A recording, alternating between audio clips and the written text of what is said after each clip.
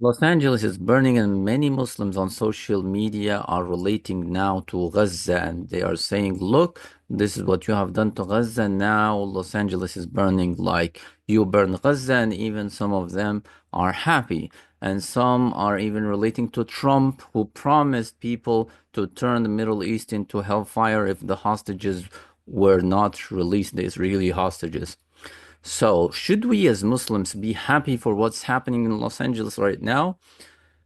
Number one, and this is a golden rule, you have to remember it always, never turn the American population into enemies. The Americans are not enemies of Muslims. The majority of the population is either neutral or they are with you and they feel the protest for Palestine and all that. So do not turn them into enemies. And left is some portion of the Americans who are Islamophobic against Islam. And this portion you can divide it into two. Those who know and they are animist toward Islam and they know exactly what Islam is and who Muslims are. And the other portion are those who do not know and they just took the image of Islam from the distorted media.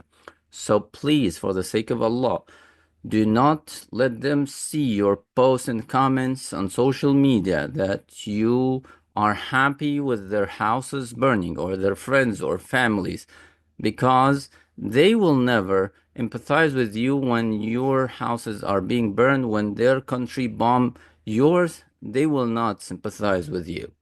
And number two, we have now many Muslims living in California and in Los Angeles, and most likely, many of them, their houses were burned in the same city. So, are you happy with Muslims' houses being burned? So, this is one thing. And last, if there are some people who really supported the genocide and they were living there in this city, it doesn't mean that the entire city should be burned and that we say, oh, this is Allah's punishment upon these people. Never speak on behalf of Allah.